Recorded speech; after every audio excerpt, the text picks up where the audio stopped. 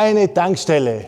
Shell, natürlich der Brand, sage ich jetzt einmal, aus den 20er Jahren. Alles original, da ist also noch der ganze Rost drauf und so weiter. Haben wir aber toll, glaube ich, hinbekommen, die Restauration hier. Benzin war früher gar nicht so leicht zu kriegen. Also da haben sich die natürlich viel einfallen lassen, aber die frühen Tankstellen, die mussten auch gepumpt werden.